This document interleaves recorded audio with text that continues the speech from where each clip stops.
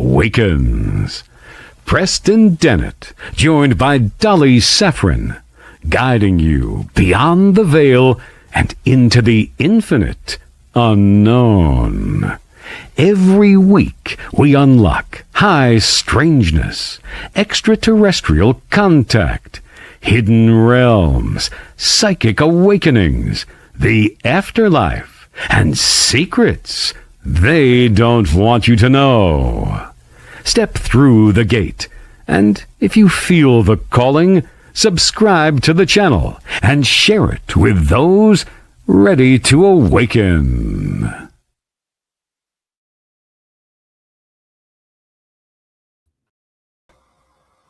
It's one of those days.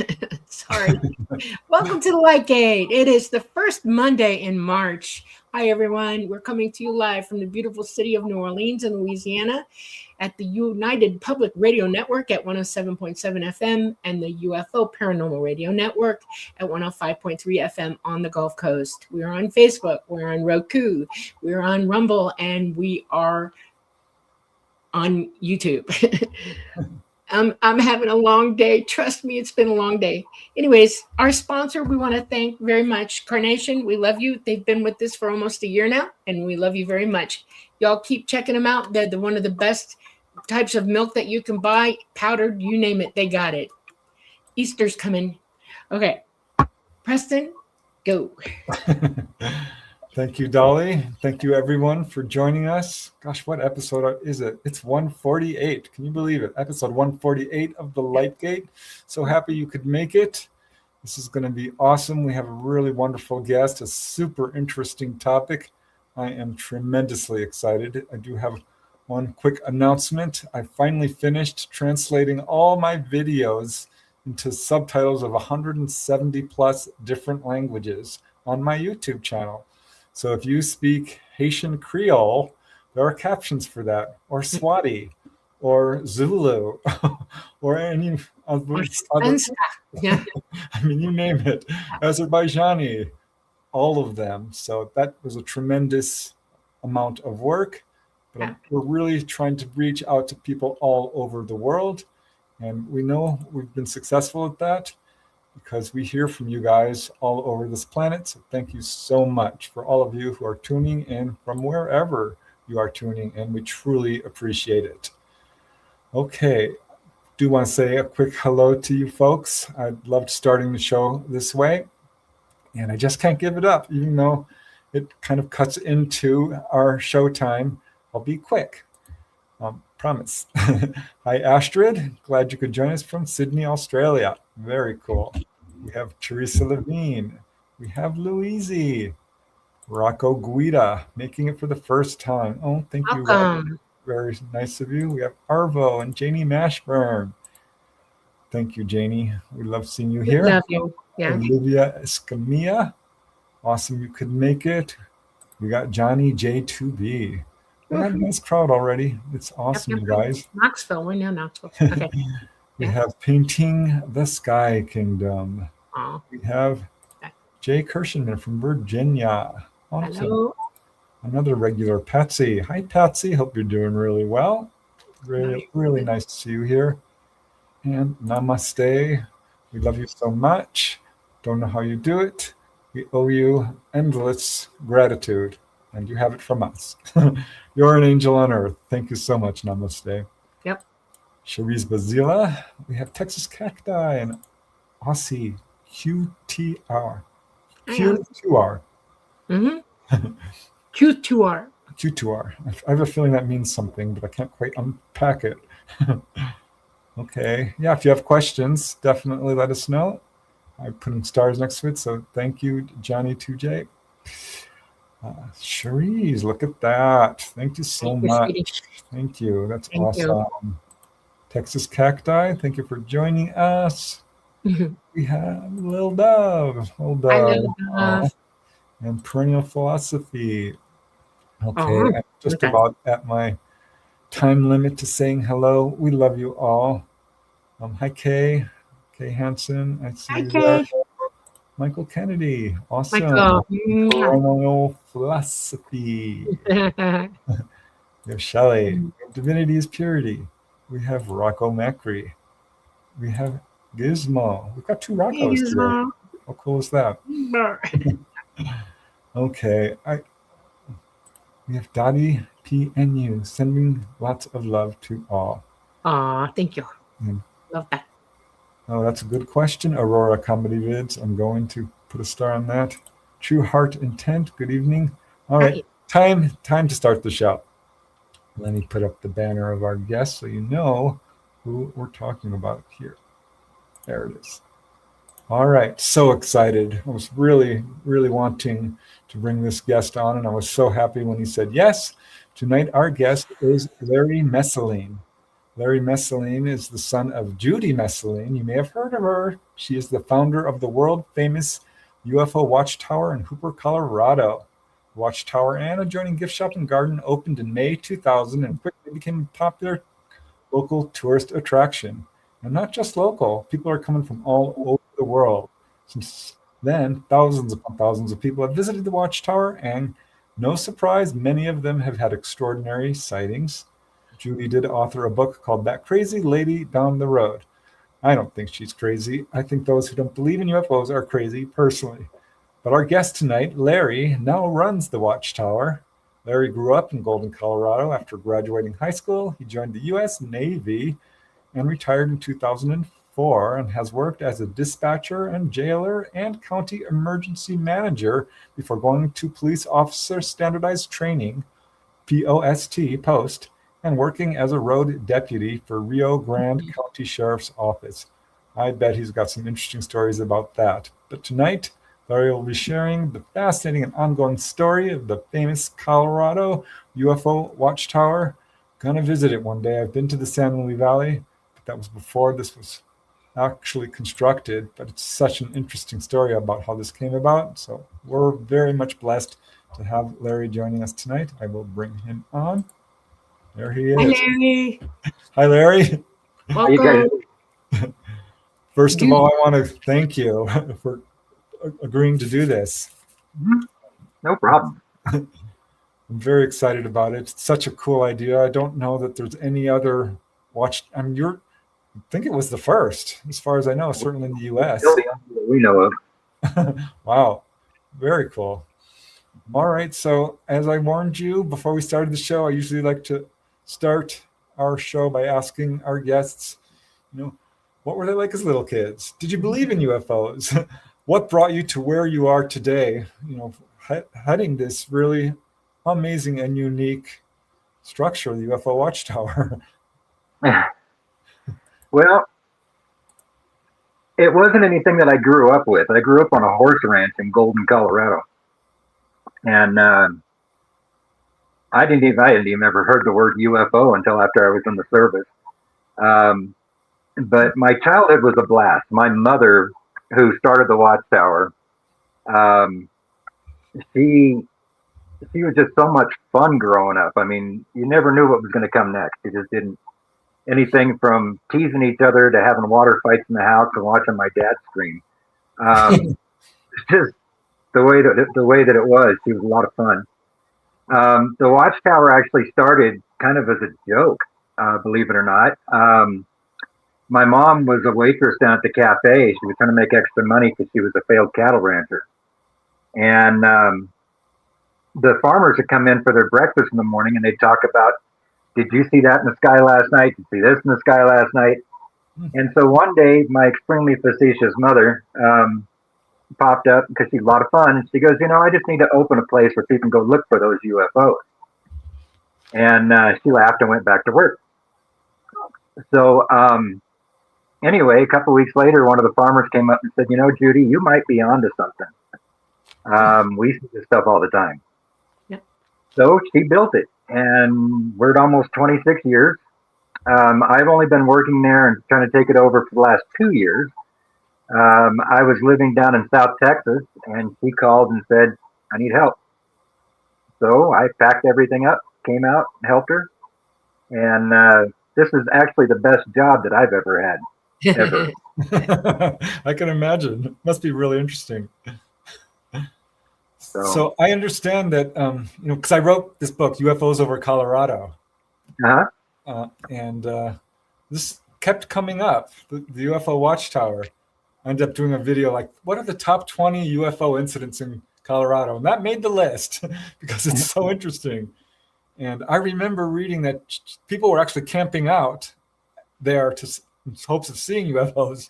So she finally just said, you know what, let's build this. So how does that go about? Did you have to get permission? Did she have to get permission to build this? Well, she had to get a building permit and stuff like that and get her business license and do everything that you have to do to have a business. But other than that, we've had full support from the county. We've had full support from the valley itself. And that really helps. Well, I imagine that you bring tons of tourism to the place. There's a lot of tourism that come in, yeah. Yeah. Yeah, I got a feeling that your county loves that, you know. why would Yeah. They make the money out of it. Yeah. So can you tell us a little bit about this area, the San Luis Valley? And there's been documented sightings in the San Luis Valley since like the 1400s. Between the 14 and 1600s, when this was all still Mexico, the conquistadors came through, and they came through a lot, and they actually documented UFOs in their journals right here in the San Luis Valley. Wow. Amazing. Are those journals hanging around somewhere? I don't know if you can get them at the library or not. I know I've been trying to get my hands on them, and it's been not very successful. But we have got some of the stuff from the Native Americans where they talk about the ant people and the star people and that type of stuff. There's documentation, good solid documentation on it. But I do know that these journals exist. It's just a matter of getting my hands on them. So interesting. This is not far from the Great Sand Dunes National Monument, right? No, you can see it from the Watchtower. Wow. Oh, wow. That's cool. Yeah. I was there when I was a kid. We tried to get to the top of them. Of course, it's a lot higher than it looks. Right. Trying to climb those things. But very, very beautiful area. How big is the San Luis Valley? It's pretty darn big, isn't it? You can fit, what do they say? There's 2 Delawares in the San Luis Valley. That's big. Wow. That's pretty decent size. Wow. Why do you suppose it's such a UFO hotspot? That I get asked that question a lot, and I don't know the answer other than the fact that it's been happening for so long that the locals don't even get worked up about it. If I'm really lucky, I'll be walking through Walmart or something, and somebody will pop up and say, "Hey, Larry, I saw this the other night." So I'm like, "Well, why didn't you call me when you saw it so I could go see it too?" But yeah, I mean, I don't know why it's such a hot spot. I know there is a lot of thermal energy through the valley, and historically speaking, most of your UFO sightings are around places like nuclear power facilities, major power plants, that type of stuff. We don't have any of that stuff here, and that's No what makes magnetic anomalies or anything like that? Well, there are some magnetic stuff, and if anybody comes to the tower, I'll be more than happy to show them, because I call it Larry's magic compass trick. There's a spot there that you can actually walk due north with your compass, and you can do it with the compass on your phone. You can do it with a magnetic compass, whatever. And when you get to a certain point, the compass actually rotates. Sometimes it just goes east, sometimes it goes all the way to south or west, or it just depends on the magnetic pull at that moment. Yeah, that's a magnetic tricuspid, and I'm interested in talking to you about that. I have a question for you. Do you know? So when you're standing on the tower, do you know what direction that anomaly is at? Line of sight? Can you see to it? No. Dang. I know. It's gotta be Is there way any high. military bases near there at all? Nope. The closest one's in Colorado Springs, and that's 3.5 to 4 hours away. Yeah. Wow, that's kind of cool. Because I remember looking it up, because when I was doing research, that there's fairly large mineral deposits as well, Right. Going up through the center of the state there. But I'm not sure if that would be a factor here. Well, we've got a fault line that runs right through the middle of the valley, and along with that fault line, there's thermal pools and thermal water that comes through. And that's why we have so many hot springs that are scattered throughout the valley, is because that's how they can make the alligator farm work, is with thermal water, because obviously alligators don't survive in negative 20 weather. Yeah. But yeah, I mean, I don't know the exact answer. I have really tried to figure that out myself, but I get asked that question a lot. Yeah. Well, Christopher O'Brien, who I'm sure you've heard of. I've got his book. Yeah. What is it called? The Mysterious Valley and Enter the Valley. And Oh yeah, those are the only two I've got. yeah, me too. He definitely documented that there's something unusual going on there. Right. Not just UFOs, really all kinds of stuff. Now, see, he used to have, in the house that I'm living in now, which is my grandmother's old house, he used to have cameras up on the roof here to try to capture something from my house, because my house is, I mean, a sneezing distance to the watchtower. Okay. So, but he had cameras up there, and I don't know what he ever captured. We never heard. All right. Well, can you here? I'm going to throw up a picture of the watchtower. Can you describe it to us? How its dimensions and so forth? Yeah, it's the tower is 10 feet in the air, which from the tower it seems like you can see forever. As far as the actual dimensions inside the gift shop, I'm not 100% sure. I'm going to guess about 20 by 20. But from that picture that you're showing me there, there's we built a museum onto the back of the watchtower, and the museum is for Snippy the horse. And Snippy's the first documented livestock mutilation. We'll talk about that in a little bit. But other than that, the watchtower itself, I think, sits on 20 acres. And it's open year round, but the museum and the gift shop are only open on the weekends during the winter, just because we don't get any really during the week. Yeah. So. All right. Very How cool. long did it take your mom to build that? I think it was 2 or 3 years. I was actually in the service when she said she was going to open it. Oh wow! Did she do it by herself, or did she have help? Well, she had help. Her significant other, Stan Becker, he helped out a lot. I mean, he put a lot of labor into it, and then they paid somebody to put the actual dome in. Wow. That's cool. Well, I hope it's been profitable, because that's had to have been an expensive venture. Yeah, I'm sure it was. Like I said, I was in the military. It's kind of a funny story. I was in the military when she called me, and it was the beginning of cell phone type era. And she called me and she said, "You're going to think I'm crazy." And I said, "I already think you're crazy." And I said, "What are you doing now?" And she goes, "I'm building a platform for people to go look for UFOs." And I teased her. I mean, I mocked her and everything else. And when I hung up the phone with her, my buddy was sitting there, and he says, "You do realize, right, that that's going to be your inheritance one day?" Yeah. And I said, "Nope." I said, "That can go to my little brother." Well, my little brother lives in Sacramento, and I'm taking over the watchtower. So my inheritance one. He was right. Wow. That's amazing. So, was it popular from the start? I mean, or was this something that kind of slowly grew on people? Or I don't know what happened in 2000. Like I said, I was still in the service. I didn't retire till 2004. But by the time I'd retired, it was pretty busy over there. It really was. I mean, always the parking lot was full. And especially in the summertime, the campground fills up, and we have customers coming from 10 in the morning when we're open till 5 at night when we close. And it's like I said, it's just a lot of fun and a lot of people. We've had thousands and thousands of people. Wow. Do you know how many people visit per year? Average? I'm going to have to take a guess and say probably 1,500 to 2,000 people a year. Wow. Wow. Now, do people like?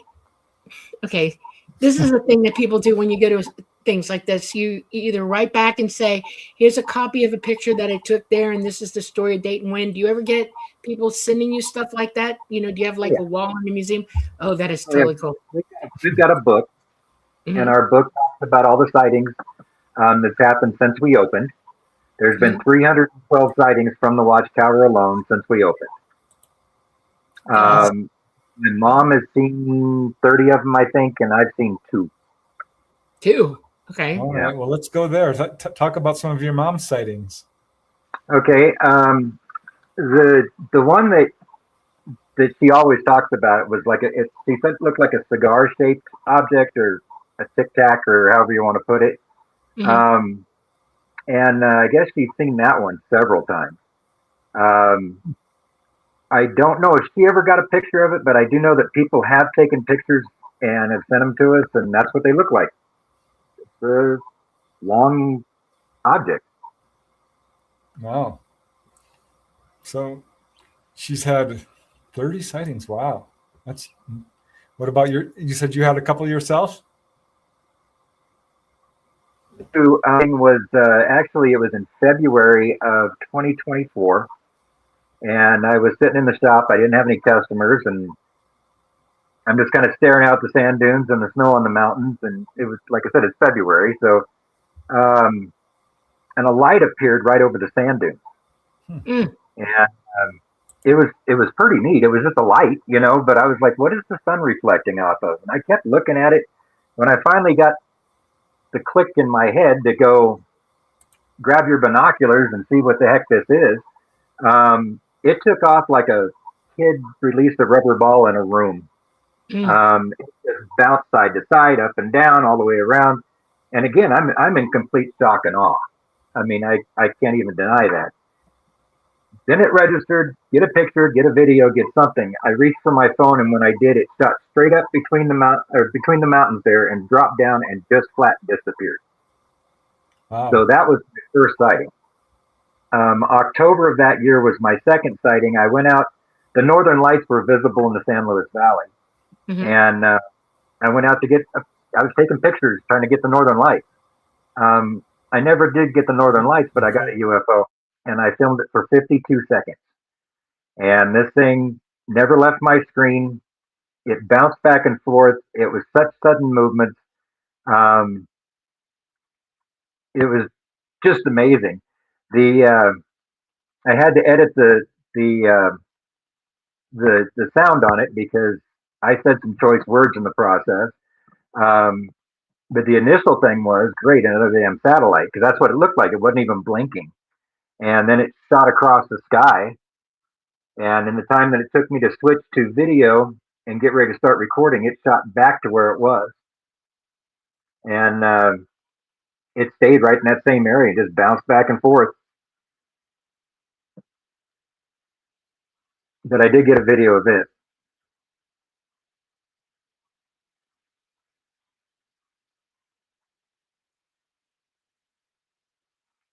Y'all still there?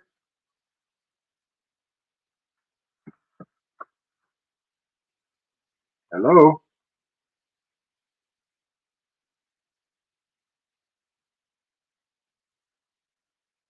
Dolly, Preston? You guys are all frozen up.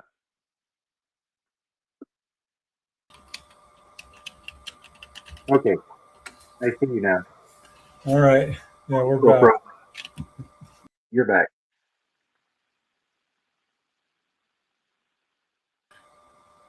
All right. Well, Dolly's trying to get back in, but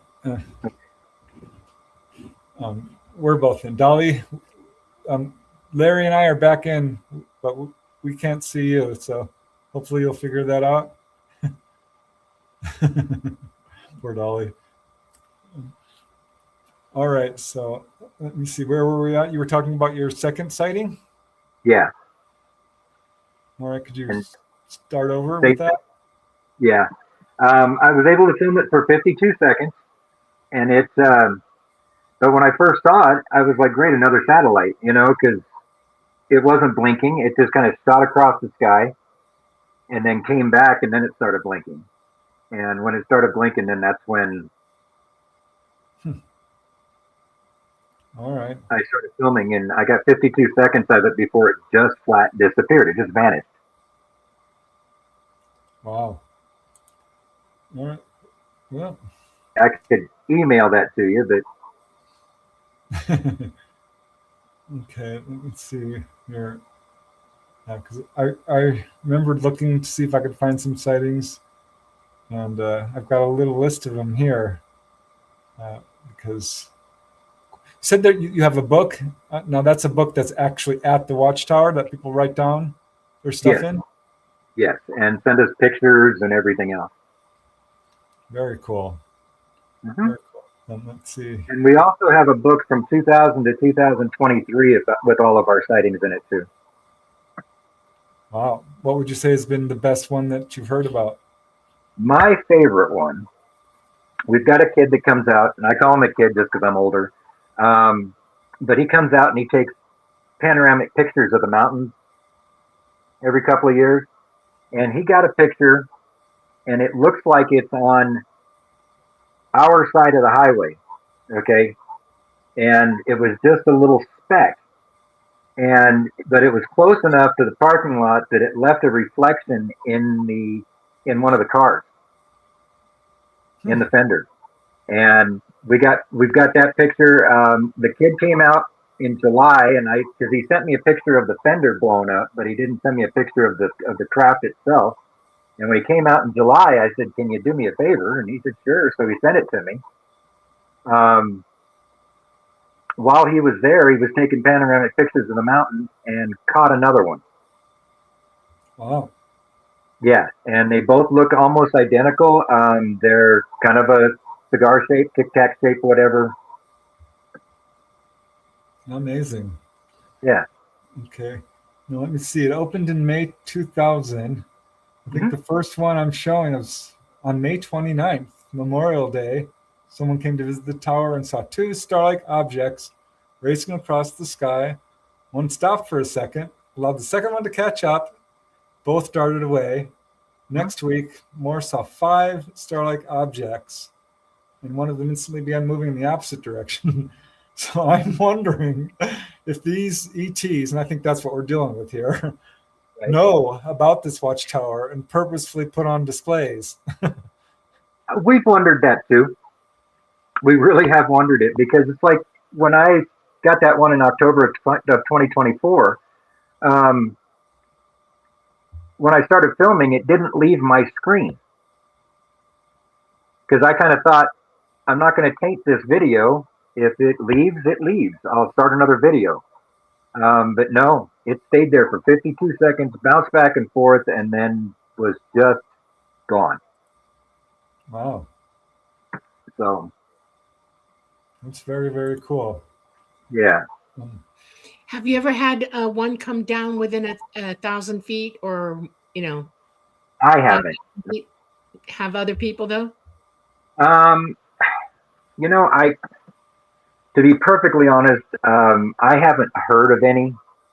Okay. I'm not saying that it hasn't happened. I'm just saying I haven't heard of any. No, so no ETs showing up and wandering around. Sit there behind that cash register all day, praying for ET to walk through that door. Well, you never know. Okay, so daytime sightings versus nighttime sightings. Is there a difference? Yeah, we get more daytime sightings than we do nighttime. Oh, wow. Usually people going out and they're taking pictures of stuff, and then they go back and looking through their pictures and, hey, what's this? Amazing. Mm-hmm.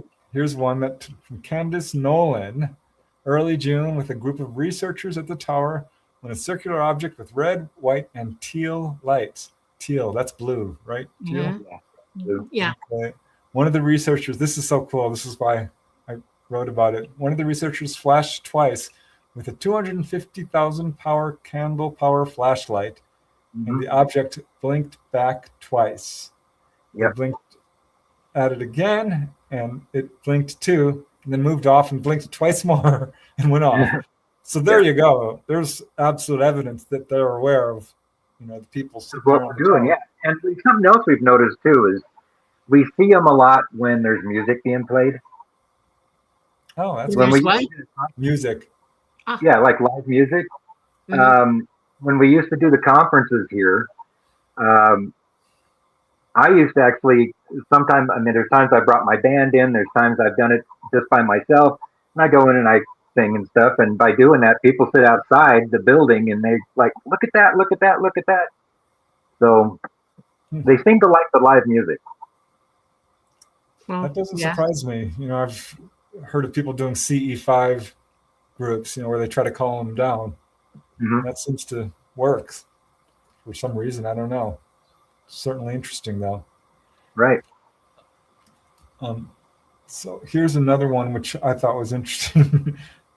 When your mom, Judy, was at the tower with several others, when a bronze-colored, cigar-shaped object showed up, and she wasn't going to mention it until everyone else started shouting it, but your mom said it scared one gal so much she left. Yep. Has that happened a lot? People are like, oh my gosh. It's never happened to me.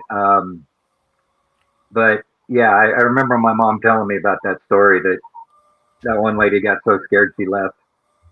That's Wow. funny. Be careful what you ask for. If you're going there, what do you expect to see? So I imagine you've had people from all across the world showing up there. Yeah, we get people from all over the world. We got a lot of people from Sweden and Switzerland this last year. Really? Yeah. We get a lot from Germany. We get people from China and Japan. They come from all over the world. Yeah. In Sweden, it's become very popular to go hoping to see UFOs, because in Sweden, they've got an astrophysicist out there now who's really brought it into the public eye.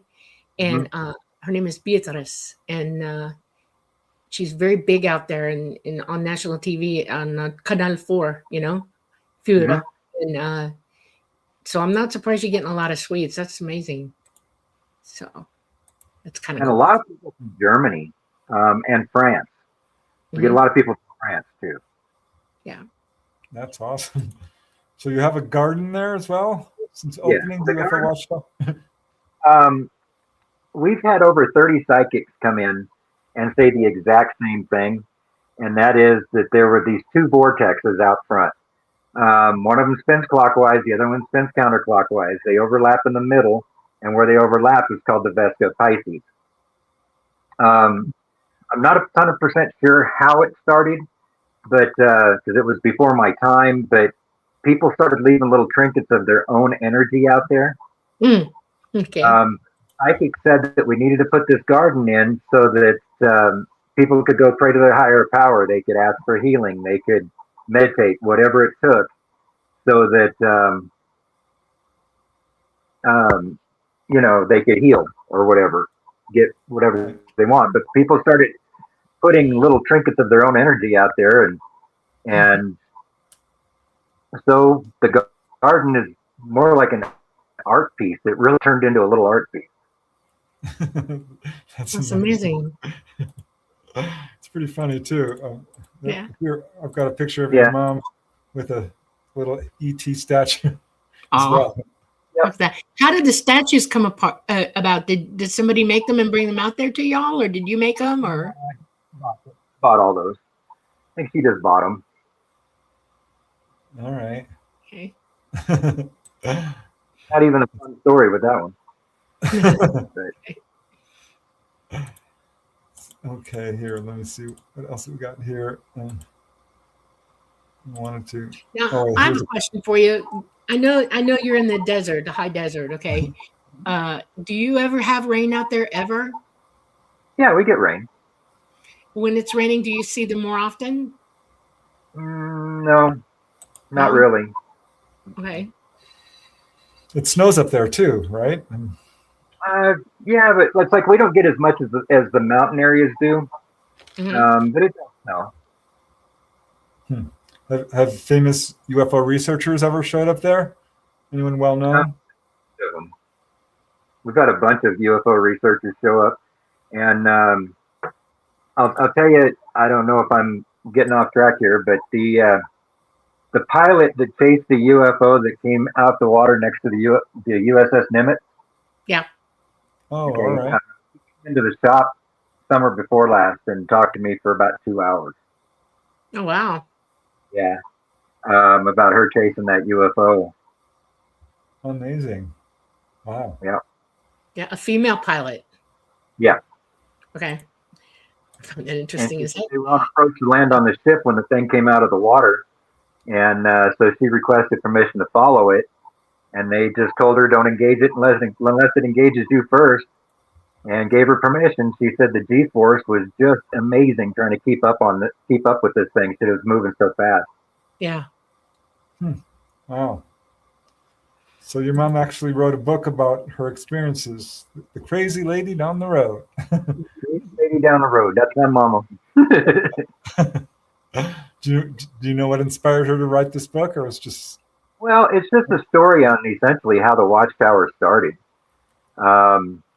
And I, like I said, I mean, I was in the service when she was writing the book too. So, but she just decided that she needed to tell her story, and she's telling it. That's amazing. And you mentioned this. Do you all have UFO cons out there? Do you have gatherings of UFO people and stuff like that? Or It got to the point that my mom didn't want to do them anymore because she said that it was just getting to be too much work. Now I'm taking it over, and I'm looking at starting that stuff back up again. I'm looking at having more vendors out there. I mean, I'm trying to really broaden the horizon a little bit. okay. But I would like to start doing the conferences again and getting the speakers back out here and stuff. Yeah, I think That's that would cool. be a good idea. Because Yeah. there's a lot. I mean, the interest in this subject is growing so fast right now. That, why not take advantage of it? Absolutely. So you mentioned Snippy the horse. So can you tell us a little bit about that whole story? Yeah, Snippy's the first documented livestock mutilation. In September of 1967, Snippy went missing from the herd for 2 full days. He didn't come in for food or water. When they found him, he was about a half a mile from where he should have been. He was stripped completely clean from the tip of his nose to the area around his shoulder at the second rib. The bones that were exposed looked like they'd been sitting in the sun for over 20 years. His carcass, as well as the area around him, tested positive for radiation. I stand next to that horse all day, every day, and I'm thinking he's not radioactive anymore, or I'd glow in the dark. But a local veterinarian did an autopsy on him, and his brain, pituitary glands, all of his internal organs and sex organs were missing. They were gone. His right leg was separated at the hip, his left at the knee. It looked like he had been dropped.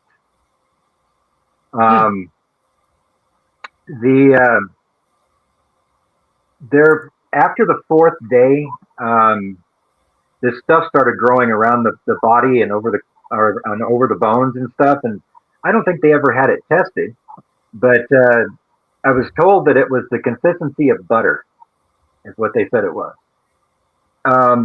In fact, the owner found a pod on the ground. She picked it up and was playing with it, and it popped in her hand. And when it did, it was that stuff, and it burned her hand. So whatever it wasn't friendly.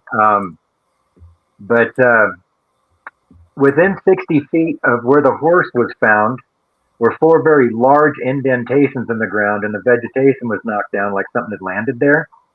I always thought that was urban legend, but last August, I actually saw the pictures of it, and I was just in complete awe. So, yep. And the owner did say that the night that the horse disappeared, that there were 2 flying objects flying around her house. And when asked to describe them, she said it was dark and she couldn't find her glasses, but they looked like they were made out of aluminum. So this is the actual That is actually, skeleton? yep,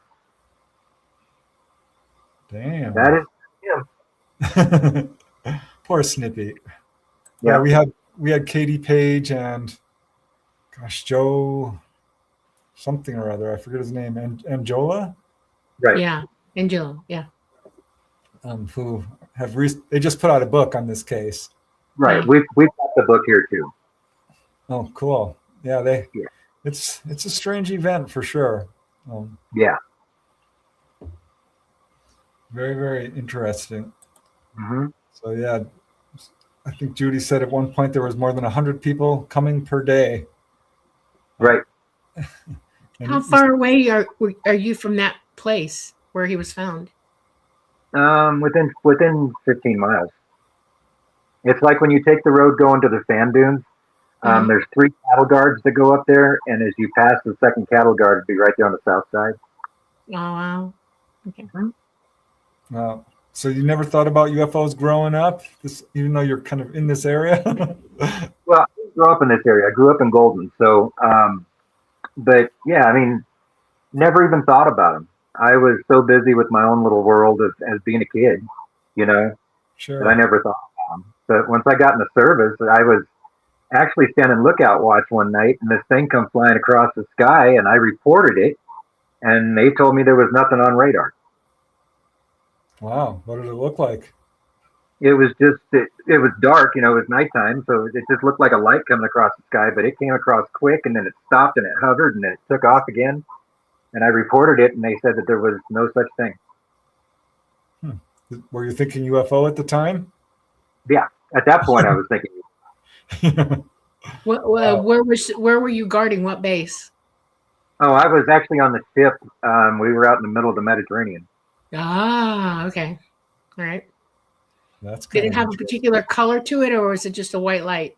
White light, and it wasn't even like some of the ones that we've seen, you know, where they're blinking or anything else. It's just white light took off, and it came flying across the sky. It was up there a ways, but yeah, they told me it didn't even exist. Of course. Is that the only thing that ever happened to you in the service in terms of UFOs? Allegedly, when I was stationed in Suda Bay Creek, allegedly there was a UFO that was hovering over Hanya Harbor. And when all this happened, we all got recalled back to the base and got locked down. So I never got to see it, but I did see one newspaper article on it, and then it just went completely blank. Nothing was there. There was nothing else reported on it or anything else, but there was a picture of it hovering over Hanya Harbor. What did it look like? I didn't get to see it, but they just said it looked like this big craft, and it was huge. It was about the size of the harbor. But like I said, I was locked down on the base. I didn't get to see it at that point. So Yeah. What year? this was in 2004, I think it was. Yeah. They. I don't think that was a UFO. I think that was back engineered, and y'all got brought in because they didn't want you to see it. Yeah. If you didn't have a reason to know about it, you were locked down. You know, Exactly. you're probably bringing something in that they had worked on, but they have them that big in their stuff. That's crazy. Right. That's crazy. That's wild. So do you know if Christopher O'Brien ever had a chance to see the Watchtower? Well, yeah, he'd been here a lot of times. Oh, okay. I would think so. Yeah.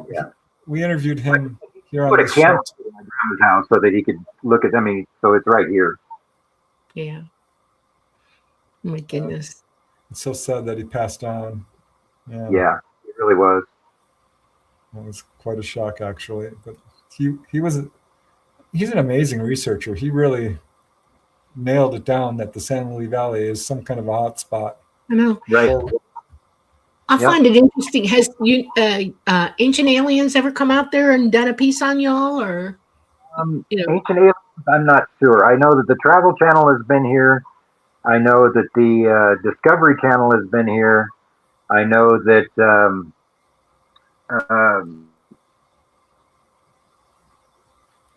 what about Gaia?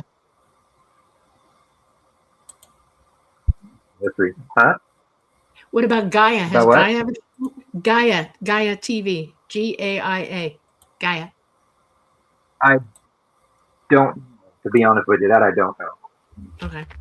I'm not a lot of help today, huh? It's okay. It's all interesting stuff. Yeah, I know. You should be like, in my mind, y'all should be covered coast to coast. Everybody should know who you are. That's what I think, anyway. Yeah. And I didn't know who you were until I met Preston, and then I started looking around and seeing things, and I came across y'all in a YouTube thing, and I saw it that way, and I was like, wow, I had no clue you existed, none. You know, I know about Area 51 back then, and I knew about the black mailbox and stuff like that, and S4 and all that, but not y'all. And Yep. wow, you should be headline news. You'd think a crew would come out there and, you know, after all this time, at least brought one crew out and sat with you overnight, you know? Well, we've had a lot of people that, you know, podcasts and radio interviews and stuff like that we've done that's been worldwide. So Well, this is actually, believe it or not, this is my first podcast. I have never done a podcast. I knew nothing about what I was expecting to be in. And oh my goodness. Wow. That's awesome. Great. Now, no kidding. Yeah. my mother going, "You're doing this one," and I went, "But I don't want it." So yeah, this is okay. You guys are good people. We're having fun. That's right. Yeah. Yeah. That's what it's all about. Okay, here's what. Yeah, let me see. I gave the Watchtower the #2 spot on the most interesting events in Colorado. So I didn't realize I rated it that high, but here's an interesting story from Judy, which occurred in July 2002. She says, and I quote, "I had a young man walk into the shop. He was hanging his head and very quietly said, 'I think I was abducted.' He proceeded to tell me that he'd been hunting last fall over by Gunnison. Don't know where Gunnison is, but I guess it's in Colorado. An hour and a half from here. All right. He says he lay down to rest on a rock with his rifle across his chest. He remembers looking down at the trees around him. He felt like he had amnesia. When he came out of it, he was missing 3 hours, and his gun was 20 feet away." So she said there's a lot of people coming in there just to sort of unload and share their own UFO stories because they have no one to talk to. Right. That's very Well, when cool. I saw that light in February that was over the sand dunes, I had a guy come in the day before Memorial Day weekend started. That same in 2024, and he said, "You're going to think I'm crazy." And I said, "What?" And he said, we were camping last night, and we were camping at the sand dunes. And he said, "My only question to you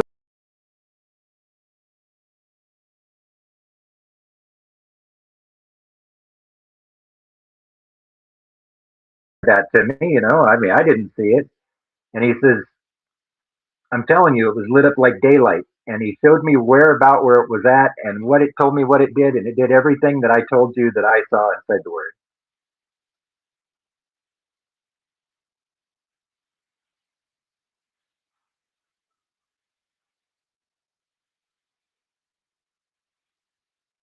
You guys there?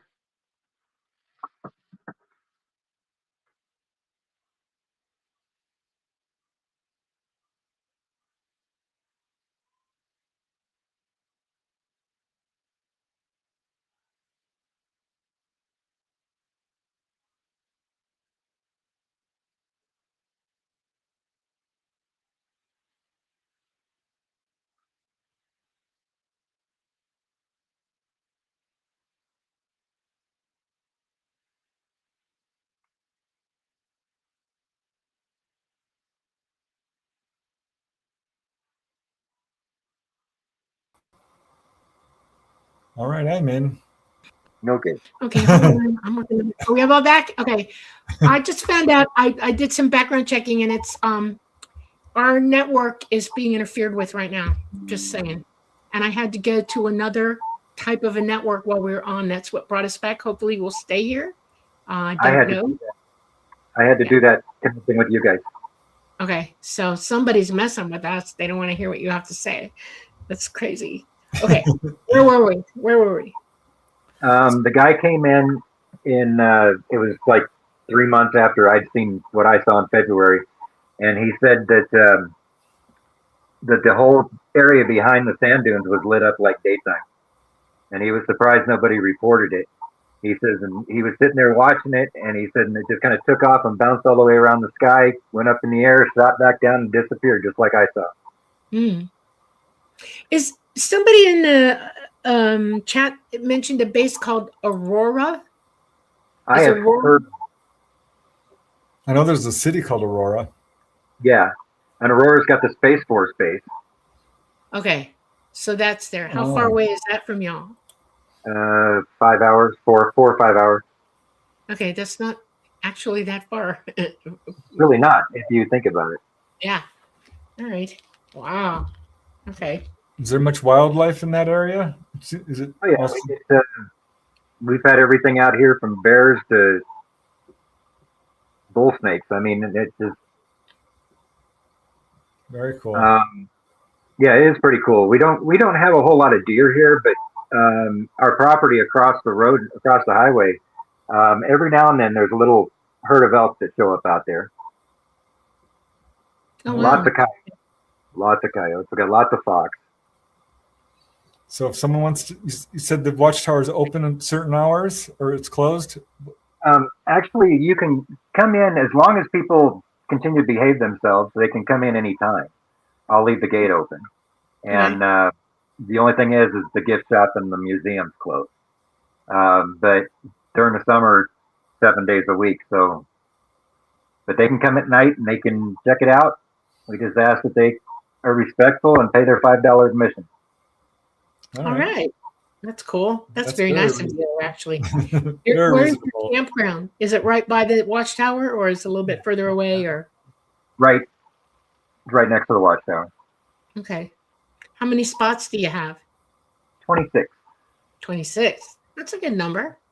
Yeah. You have like full hookups and everything, like water and electricity, or is it totally, off grid? We've got porta potties. And we can get them some water if they need water. Okay. Because it's all on our property anyway. Mm-hmm. Cool. I think what I'd be most interested in is checking out the diary, the UFO diary at the watchtower. Yeah. That, Very interesting. you might consider actually publishing that. Yeah. Sightings from the watchtower. We've got that from 2000 to 2023 that we've already published that. Oh, that's cool. in the, Well, now I got to look for it. Okay. Wow. is that in Judy's book? Or is that It's separate one? not in that book, no. She just that book came out in 90 something. Or no, in 2002, I think, in 2003. It was while I was still in the service because she had me going through and reading and editing. The sightings book has only been out for a couple of years. Obviously, we're in 2026, and in 2023, or 2024 is actually when she did the book for the sightings for that 23 years of. Oh my Wow. goodness. That's a long what's the time. title of the book? I didn't see Yeah, it. 23 years. Yeah. Huh. That is so amazing. The title of the book is Sightings from the UFO Watchtower, 2000 to 2023. All right. Well, that makes sense. I'll have to look for that one up because I didn't see it. Oh, here it is. All right. You found it. It's on Amazon, right? Yep. Here, I'm going to grab a picture of it real quick so that I can show people. I was going to say, that is definitely something I think people would be interested in reading. Yeah. And we sell a lot of those. Oh, good. That's encouraging. Right. Okay, so tell me the most interesting story that your mom had happen while she was out there. I mean, off the wall, whatever, just the most interesting night that y'all had or day that y'all had out there. Yeah, one that Preston mentioned was probably the one because, again, it scared somebody off. Other than that, it's just these things that come to the sky and he, I don't know, like I said, my mom did. Well, we're having such technical difficulties today. I know.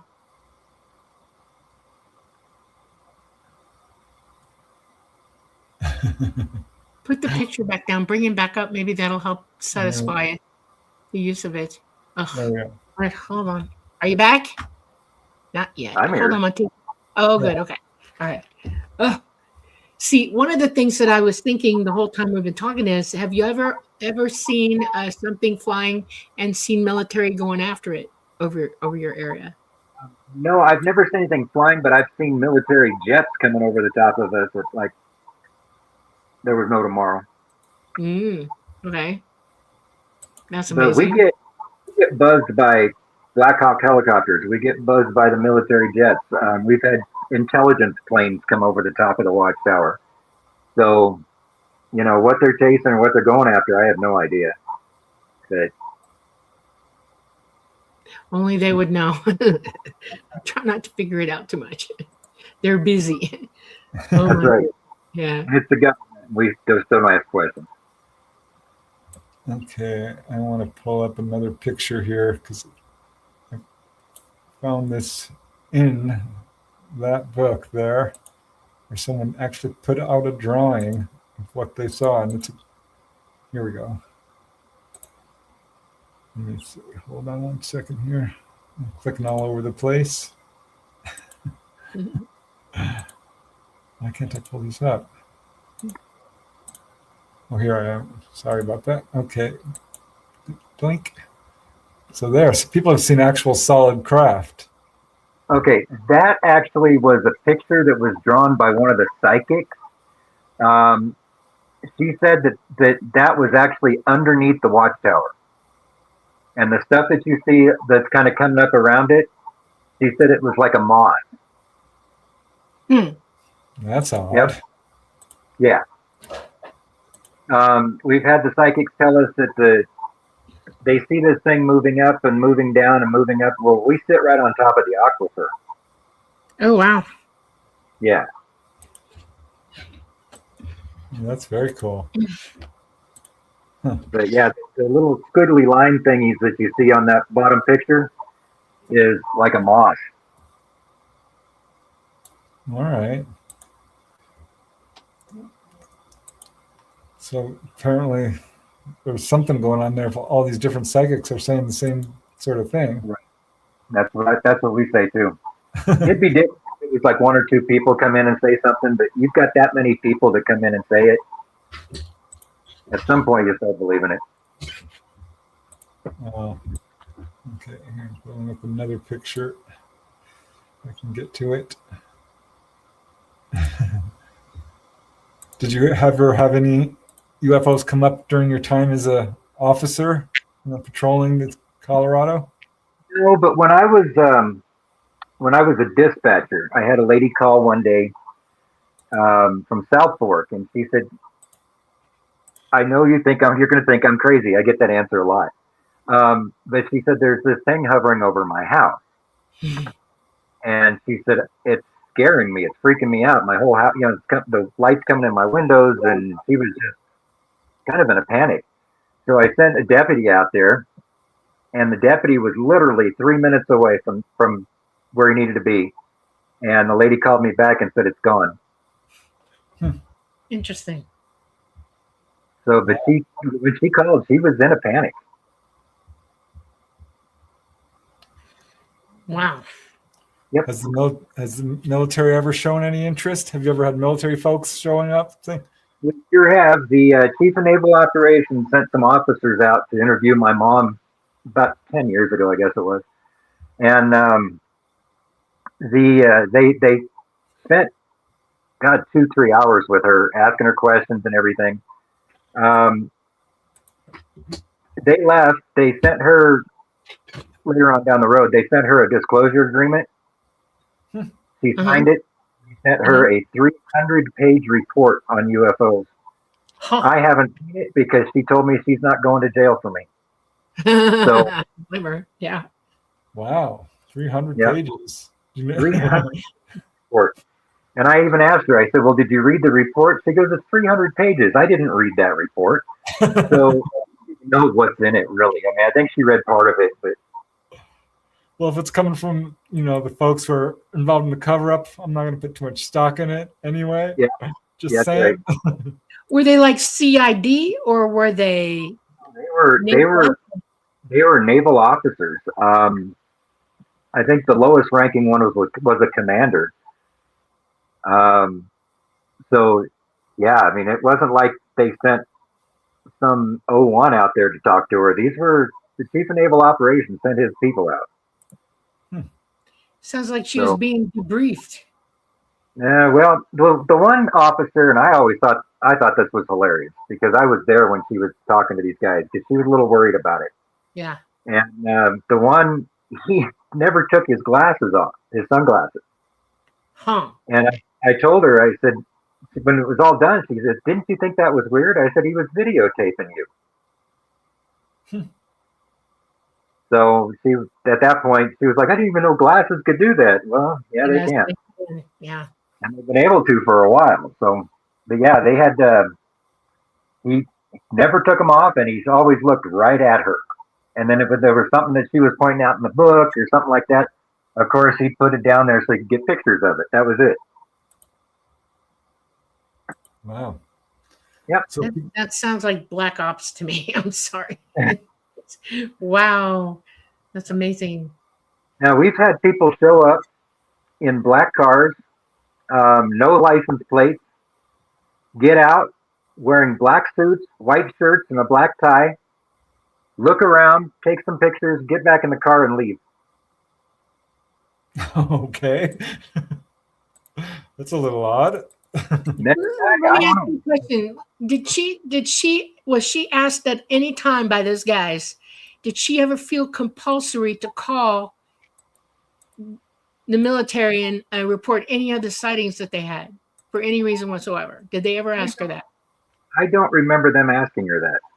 You see, this concerns me because there's a set type or number of a flavor of questions that set military will ask you. Okay. And this would be at the top, they'll say things like, at no time and in no way did you ever feel compelled to call the military to ask for confirmation of something. Did you ever call our tower? Did you ever this? Did you ever that? Did you ever call for assistance in anything here? Have you ever let us know that you've had a sighting? Things like that. They will literally ask you that question because the military in their infinite wisdom thinks that they own everything and everybody in every area that they're in. And if you have things happening around you, they should be apprised of it. See what I'm saying? And if the civil authorities are not calling them and telling them, surely she would have had the brains to do it. They would have asked her that. But if they didn't, that was interesting to me. Why not? Right. And like I said, I mean, I was there. I don't remember that question. I'm not saying ask it. I'm just saying I don't remember it. Because again, it's been 10 years. But the questions they were asking, it was like, the first thing I wanted to know was everything about her. Yeah. Okay. I think determining if he was crazy or not. The okay. thing they were asking about was different sightings and like you had asked, daytime versus nighttime, that type of stuff. They, I just don't recall, and they may have asked that question. I just don't recall it. Wow. In the wisdom of the military industrial complex, okay, everybody is suspect in what they see and what they know outside of the military industrial complex. Okay. Right. And you have somebody that has regular sightings and they've gone out of their way to make sure that they get to see regular sightings. They are 100% suspect and they will look at you first, like you're some sort of toad under the light, and they're going to figure out why are they visiting you. I mean, they have a 100-point agenda of figuring out why you. What did you make this happen? Is it occurring naturally around you? I mean, they got billions of ways to try to figure it all out, and they will assess you. And they were recording her for her responses. They wanted to see if she's telling the truth or not. And the fact that they've left you alone since then for like 10 years, that's good in my estimation. That's really good. And military service members that come in, because we Fort Carson's just on the other side of the mountain from us, and but generally. One of ones the that other I know. observations, yeah, one of the other observations that I've made during this conversation is that I pointedly wanted to know if what type of sightings you were having, the frequency of them, whether they were day or night or whatever. That's important. But the fact that she had somebody come out, and then I ask you, do you have news services out there asking you questions? Has TV come into this? You know, History Channel, how much activity have you got there? They own the media, okay? And if they want to suppress knowledge about y'all, they're perfectly capable of doing that. And I think that that's happened a smidge. You know what I'm saying? I don't think Right. you're out there as much. And the fact that we're your first contact on the internet like this, a podcast, I find that fascinating as heck. And trust me, boy, you just got exposed big time. Lots of people know who you are right now. Okay. And, and we're talking millions of people worldwide because that's what our numbers are. And you're probably going to have an uptick because of it. And you might get visited again. I don't know, even by association with us. I'm all about it. Yeah. And I think that this is a great way what y'all are doing, honest to goodness, because we're not going to get word of this. We're not going to get confirmation of the existence of ET from our governments. We're just not. Okay. They're just going to blah, blah, blah, and they worry about contactees. They worry about observers. They worry about people who do CE5s and stuff like that, you know, and anybody on that radar for them, there's a possible threat to what they say. So keep mindful. But I'm glad you published the book. Praise. That was wonderful. I'm so happy you did that, you know, because now I'm going to go through it. The most obscure sighting you think might not have any bearing on the matter. And then suddenly to a researcher who knows what they're looking for, there it is. Oop, there it is, you know. And, this is going to be fun. I'm so glad you showed up today. I so am. You have no idea. We all need to know the truth, you know, and you got a backyard seat to this. Right. You know, I think that's totally cool on both sides of it, because it's not just ET that you've probably observed. You've also observed back engineered stuff as well, you know. Yeah. Because that's the area you're in. It's crazy. It's going to be fun. I know. Like I said, this is the funnest job I've ever had. So, I bet. I am. This isn't something where I just stepped in and knew everything. I mean, I'm still learning it all. Learning, yeah. Say hi, everybody. Duchess. Oh, here's our dog. The dog showed up. He's huge. You're a good girl, Duchess. Okay.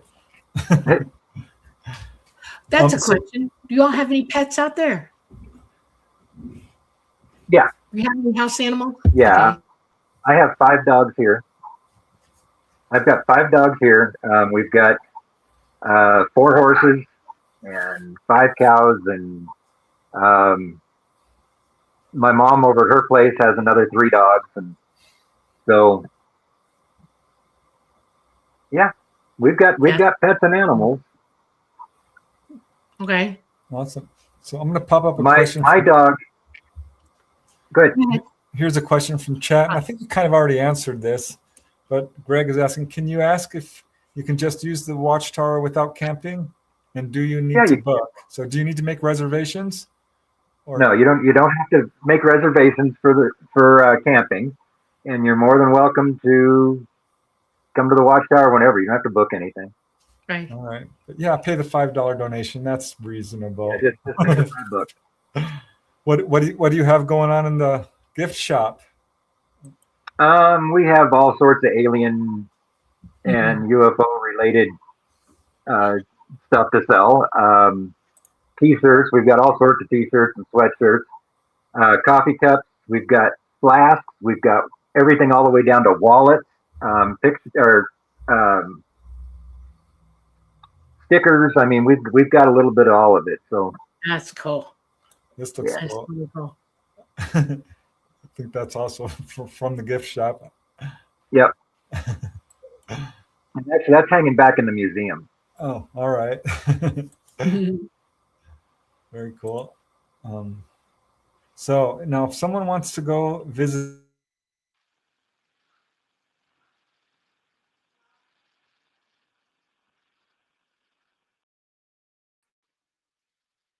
I lost y'all again.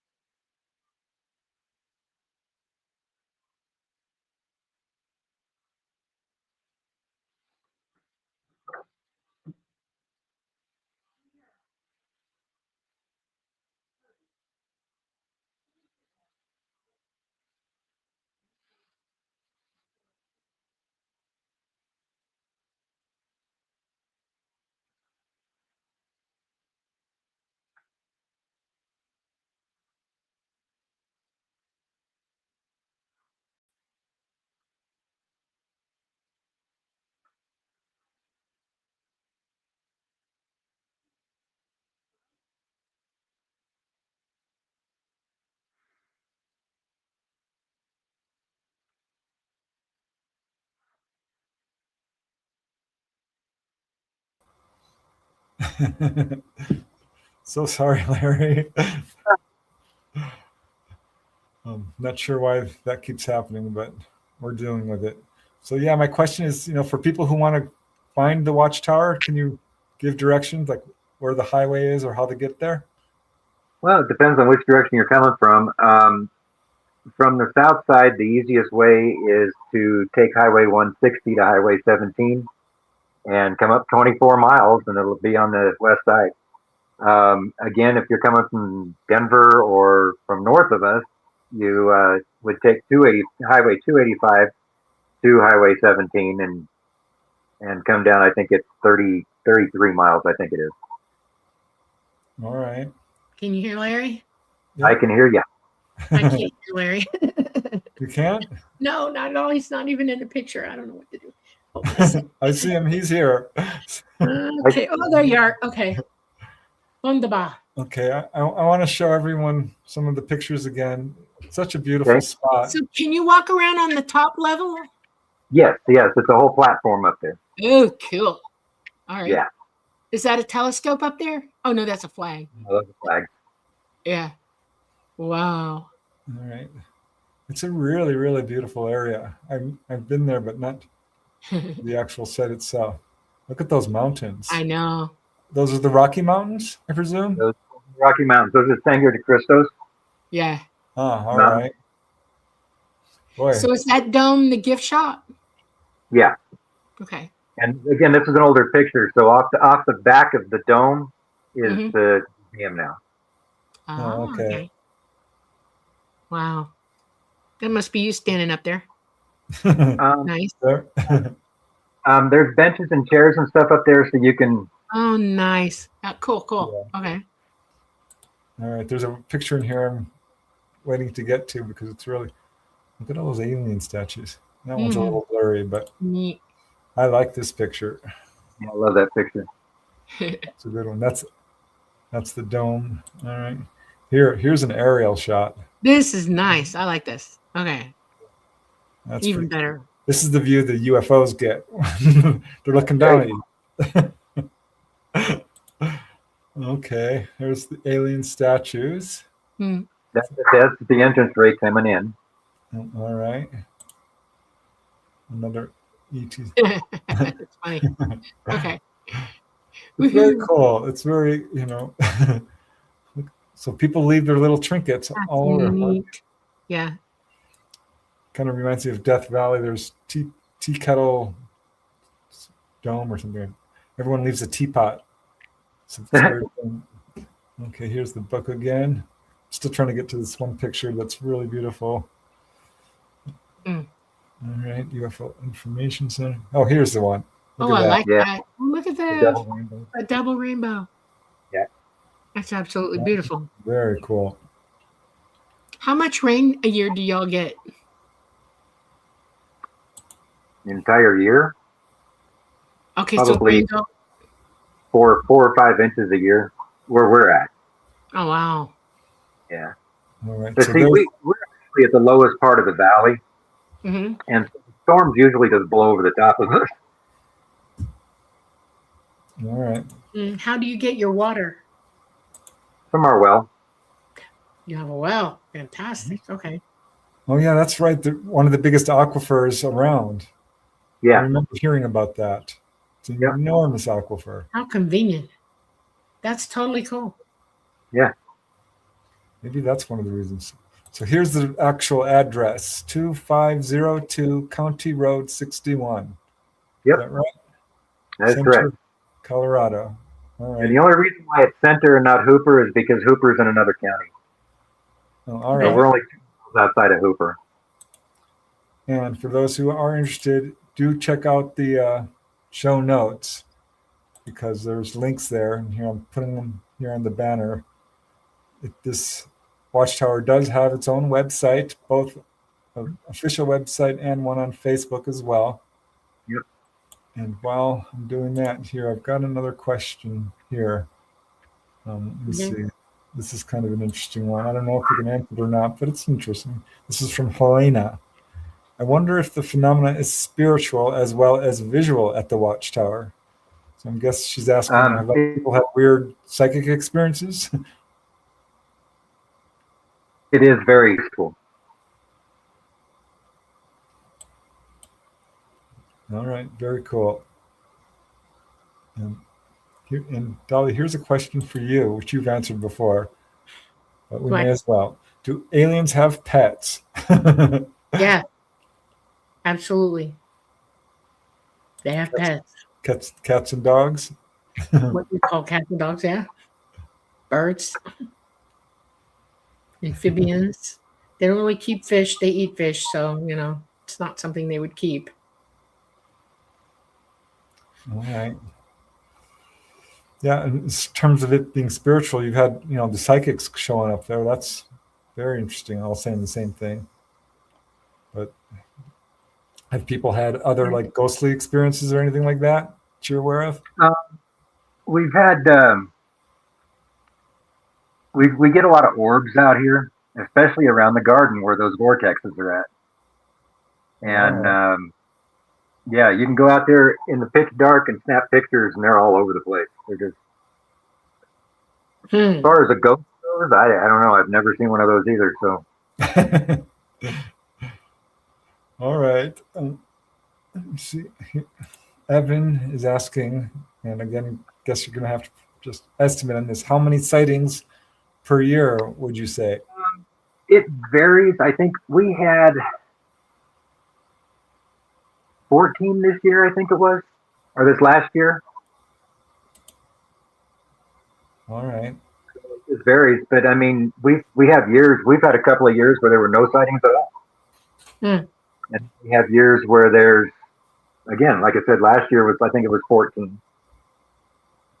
Now, do you have a Skywatch camera that will run all the time? Just take snapshots of the sky every, with a broad range, view on it at all? No, I've got game cameras out there.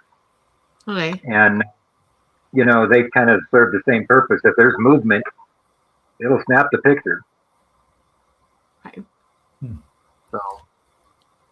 Yeah, I saw what you might get to see on a like a VHS or a digital camera that's running on slow-mo over a long period of time.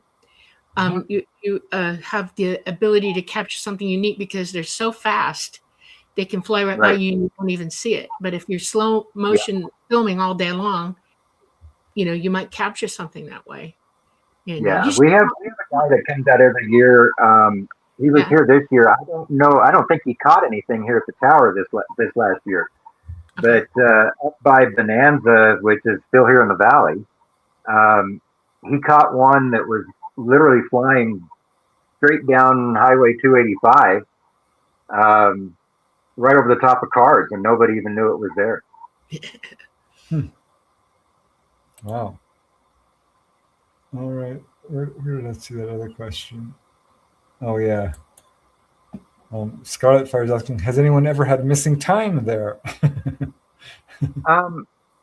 Not that I'm aware of, not at the tower. I do know that I stand up on the tower quite often and say, just come and take me. I need to take So, but as far as people missing time at the tower, I haven't heard anything, but I know that people in the valley have reported it to me that here in the valley, they've lost time. Well, yeah, Christopher Bryan's books about this area are definitely worth reading because there's a lot going on. Yeah, there's people who in the Watchtower book talking about seeing some unusual animals as well. And I said a deer crossed the road, but it didn't look like a deer and its eyes were too big. I don't know. Yep. Something along those lines. But yeah, this book looks really interesting. I'm so glad you published that because that one, people really want to know what's going on there. I think that's probably why the government showed up, because this is a spot which is working hard towards essentially disclosure. Right. You know what I mean? Which is not what they really want people to do or know about. Yeah. So let me see here. I saw, here's another sighting from your mother. On Father's Day, June 19, 2000, she saw a string of silver objects. She thought they were mylar balloons until they stopped and began to start maneuvering around. Ran to get her binoculars. When she returned, they were gone. Gone. So if they were balloons, they probably would have still been visible somewhere. Yeah. There's quite a few sightings. It's amazing that it's been so successful. And some of these are flashed red, blue, yellow, green lights, making erratic movements. This is November 24, 2001. 7 people standing on the tower saw them hovering above the great sand dunes, stationary, and then moving erratically, were observed for 1 hour until they disappeared. That's pretty impressive. That is impressive. Wow. All right. So do you have any other interesting stories about being a police officer? I find it interesting, just generally. Oh, I loved working in law enforcement. I got hurt when I was in the service, so I had to kank that thing pretty quick. I was only a road deputy for like 3 years, because my disability came in and I didn't have to worry about it anymore. So, but I don't know. All I did was fight drunks. It felt like so. Now, Colorado is also famous for the Salida sightings on August 27, 1995. Yep. Yeah. Yeah, I don't know a whole lot about what was going on in Salida, but I do know that they still have a lot of sightings up there. Wow. Salida. Okay, I'm mispronouncing it. Yeah. I have a question. How many times did you all have multiple people sighting there? And then did you ever call the constable, the sheriff's department there and see how many people were calling it in from around the area? Did you ever get confirmation like that? I don't think we ever did that. You got to go get into their logs. I'm not kidding you. And start checking dates. I'm not kidding you. Find them. I think you're allowed to do that by law, right? They're supposed to open them up to the public when they want them. Information. Yeah. Well, it's a really interesting area. The whole sand dunes. Just going to see the sand dunes is also a nice little side thing there because it's beautiful there, and that also is a very mystical area. But yeah, when I wrote UFOs over Colorado, I found sightings going well back over 100 years. In fact, in 1929, there was Colorado's first UFO photo was taken by Edward Pline. They heard this big loud noise and a large round thing as big as a very large boulder moved through the air above it, right over the sawmill, and it made the whole ground shudder. And it clearly, you can see this photo online, and it clearly shows a disc-shaped object. Now, Cheyenne Mountain Complex, is that very far away from all of this? It's just on the other side of the mountains from us. Oh, okay. Now, Dolly, you know about the Cheyenne Mountain Complex, right? Let me see, how big is that thing? That's a military underground installation, right? Yes. Yes. Yeah. All right. It's bunkers. And they got, intercontinental missiles there. Let's see. Yeah, there's a report in there from a guy who was 19 years old, and apparently they're tracking all the incoming and outgoing traffic, and they see UFOs daily out in space on their radar. We have a state Colorado Senator, Sam T. Taylor, who in November of 1955 saw UFOs over Colorado. So we've got senators seeing this stuff. People always ask me, how come no world leaders? How come no one in government is ever seeing UFOs? Of course they're seeing them. Jimmy Carter has seen UFOs. Yep, he did. He did. While doing something official, he saw one. Yeah. Yeah. He was in a motorcade going somewhere to do something. And when he got out, it was right there above their heads. And Right. he and two security officers saw it at the same time. And he had no problem talking about it either. I mean, if you asked him, he'd tell you point blank about it. Yep. Yeah, when I also wrote about Colorado, I found out there was a bunch of sightings over the Colorado State Penitentiary. For whatever reason, UFOs are attracted to anything technological. And I guess Right. prisons is one of this, because there was a series of sightings over the same Colorado prison. Mm-hmm. Very, very interesting. But lots of waves of sighting. Colorado is a very active state. Yeah. There was another very interesting case which occurred near Longmont, where husband and wife were brought on board, and let me see, he was healed of melanomas on his legs after being taken on board a craft. Mm-hmm. So, very, very interesting cases throughout Colorado. There was another very famous one by a meteorologist, Robert Rinker, March 22nd, 1967. He was at Chalk Mountain in Climax, Colorado. Mm-hmm. This is at 11,000 feet, and took a photo. Didn't see anything in the photo, but the photo itself shows this enormous glowing disk. Yes. So, all kinds of stuff going on. And here's another one which I found super interesting. This is at Colorado Springs. May 13, 1967. This comes from Donald Kehoe. Radar operators at Colorado Springs were looking at their scopes at two different stations which showed an aircraft approaching the airport, but visually no aircraft could be seen. The radar scopes showed solid images as it flew over the airport at a height of 200 feet, and it looked like an F-100 or an F-104 interceptor, what it would do if it were practicing a landing but not actually touching down. So this came within a mile of the airport and then took off, and they never saw it.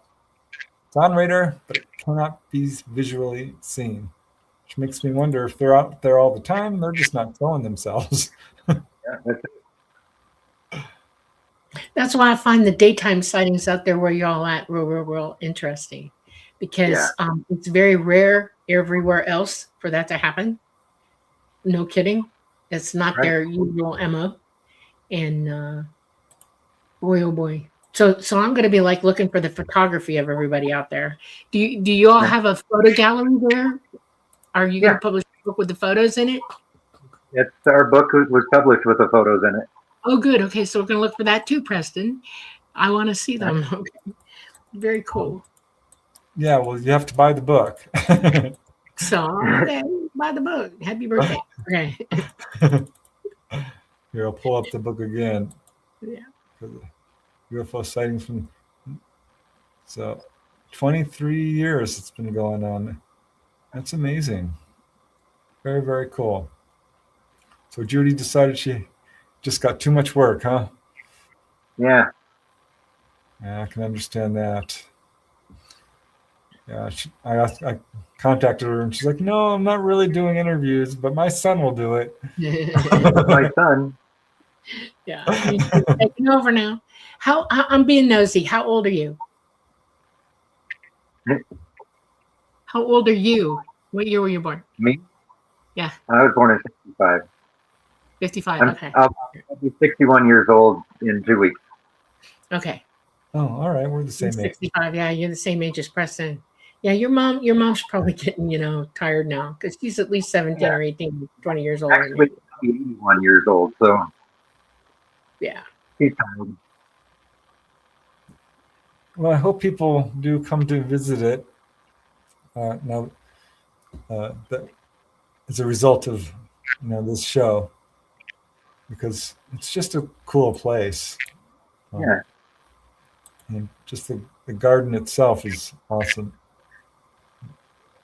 That's amazing. Pull that up Really again. amazing.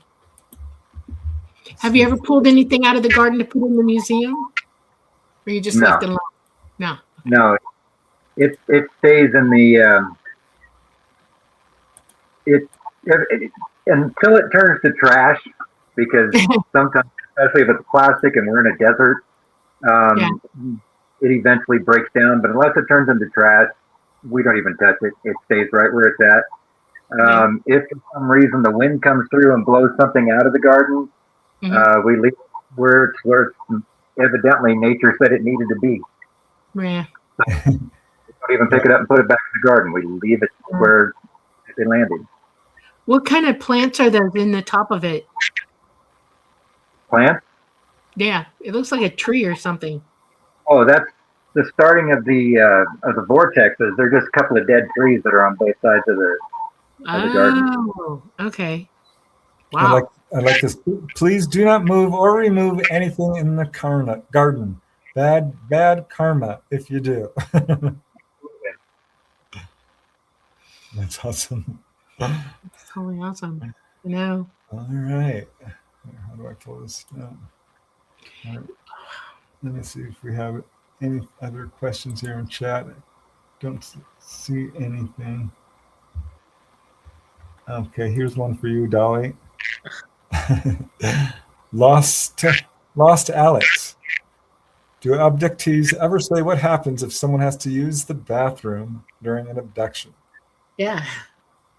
Well, I know what happens. You're taken to a toilet. They have, I guess, it's something like an incinerator toilet, on board, and you're taken and you can go to the bathroom. They do have that. They have the same bodily functions we do. They have to have somewhere to go, and you get to go there. Is it bathrooms like here? What are they? No, it's just like a space that you go into, and the door. They don't let you shut the door. They stand aside so they're not looking at you, and you sit down, and there's a piece of paper in it, and you go, and then they close the lid, and it drops down like an incinerator. It's incinerated. They just use a different type of power, All right, Scarlet Fire is saying we should have a meetup there this summer. That'd be fun. Come on. Yeah. Preston, I need to take 2 minutes. I got my phone and my earbuds are dying, which is really weird. Uh-oh. Okay. All right, go ahead. That's fine.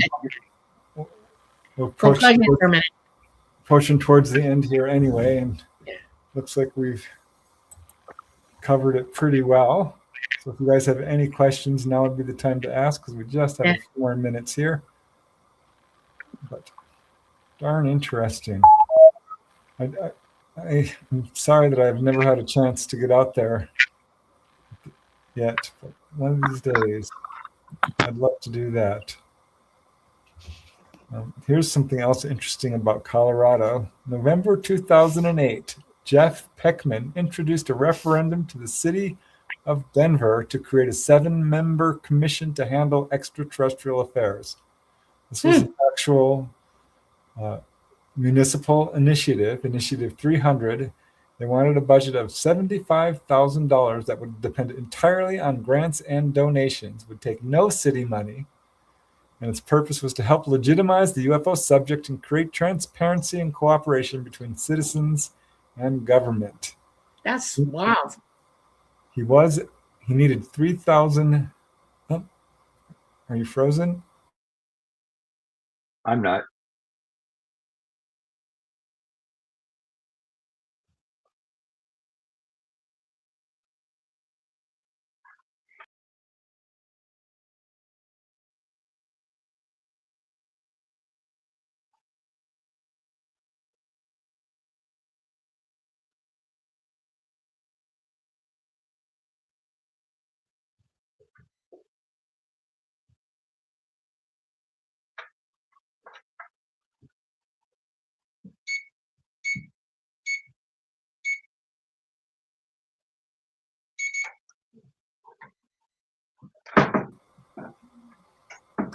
All right, we made it back. All right, Dolly's trying to get back in. I was just talking about how Jeff Peckman introduced an initiative to legitimize the UFO subject. He needed 3,974 signatures to qualify. and he exceeded that number, submitted the initiative. 2010, the citizens voted, and the number of people voting yes was 31,000. The number of people voting no was 145,000. 85% voted no. We don't need a UFO commission. Too bad. I wonder if that was 2010. Let's do that again. I bet it would be different. Okay, Larry, here is a question for you from one of our listeners. Perennial Philosophy. The question is, Dolly's back. Hi, Dolly. Hi. Okay, the question for you, Larry, is what would you ask E.T. if you could ask them something?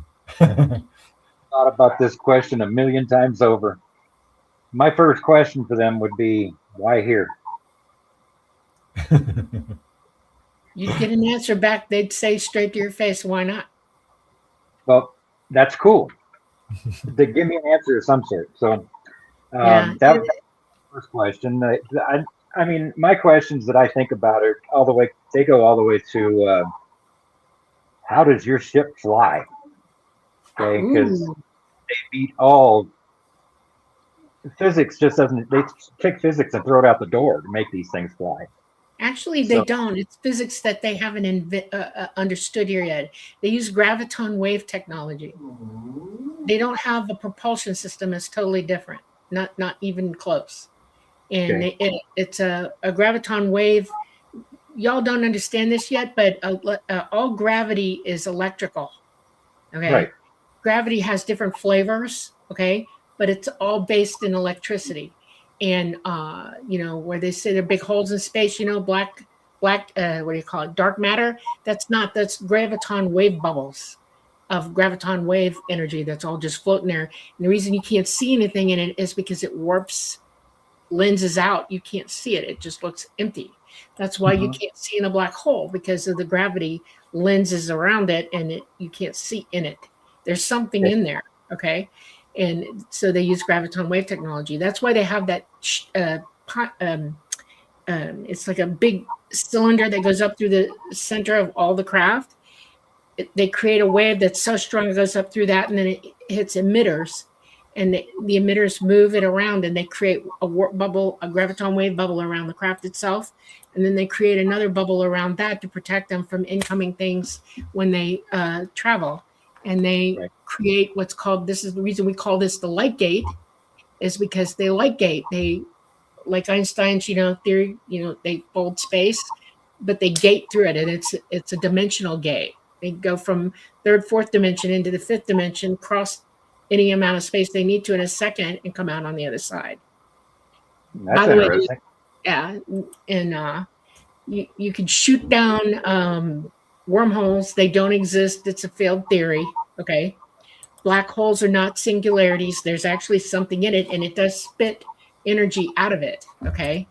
Energy doesn't go there to die. Matter doesn't go there to disappear. It's munched up and then shot back out in its pure form.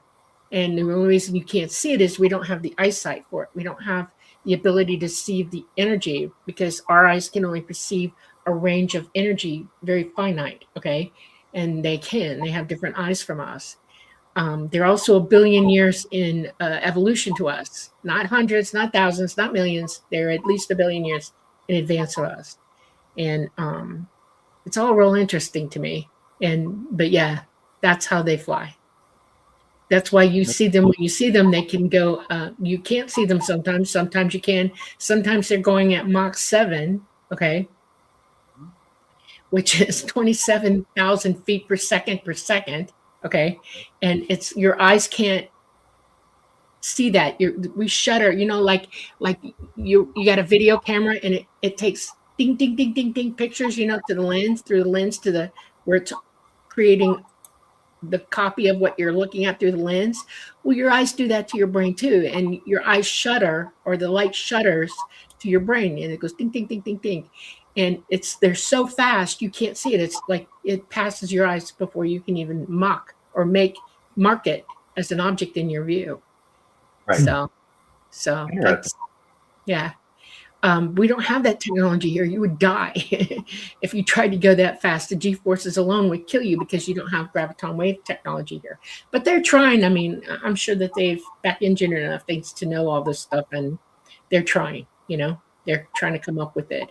I doubt they ever will because they don't have everything they need to create that technology.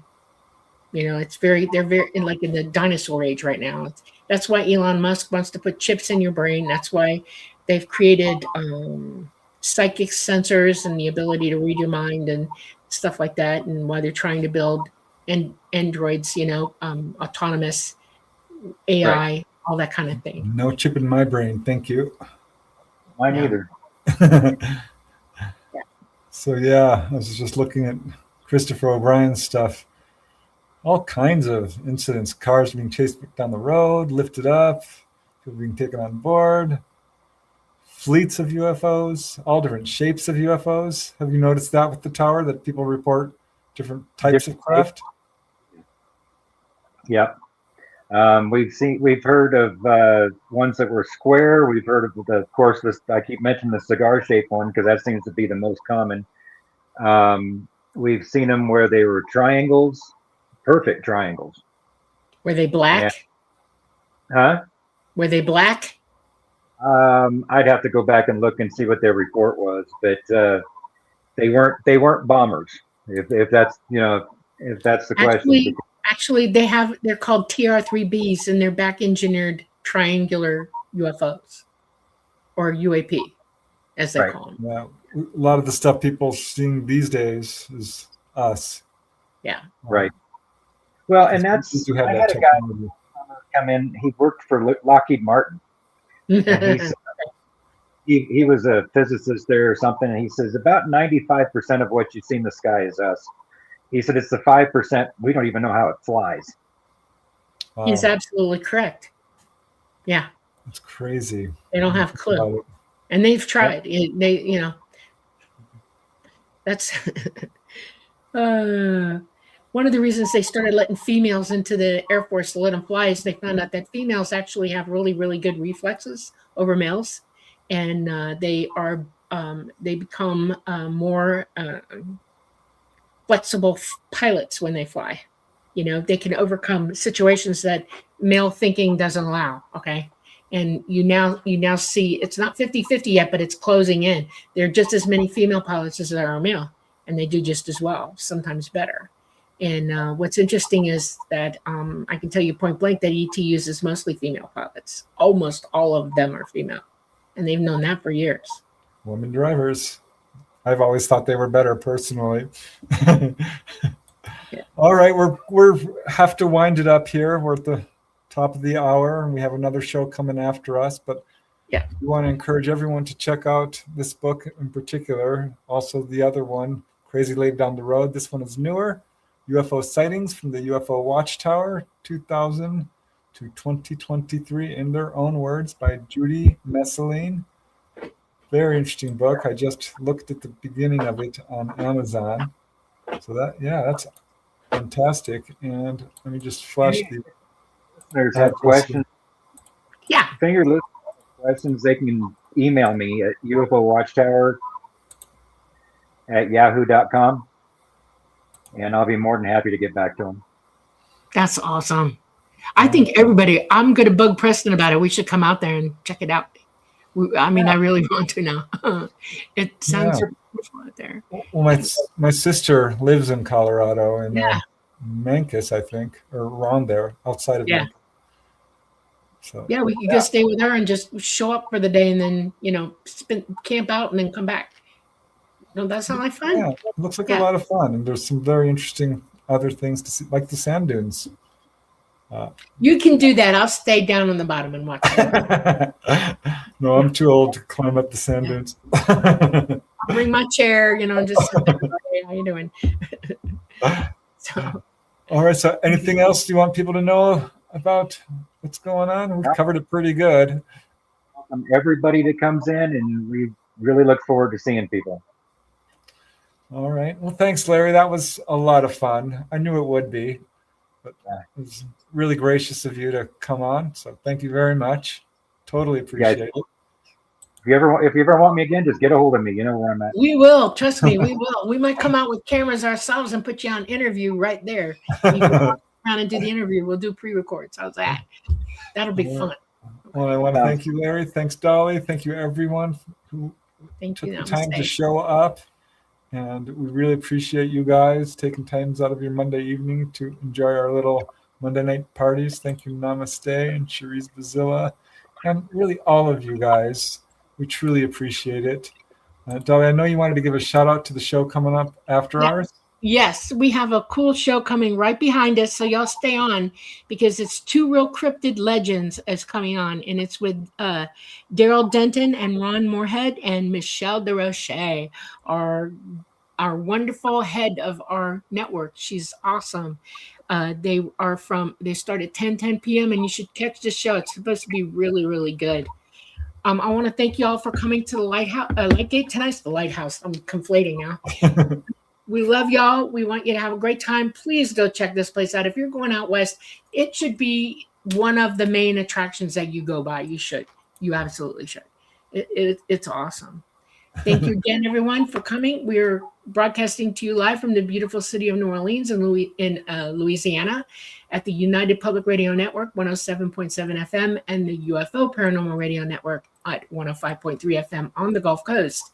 We are on Facebook, we're on Roku, we're on Rumble, and we're on YouTube. Y'all have a great week. And remember, next week, just before we come on Monday, we're flashing forward because daylight savings time mostly starts, except for Arizona. We love y'all. Bye. Everyone.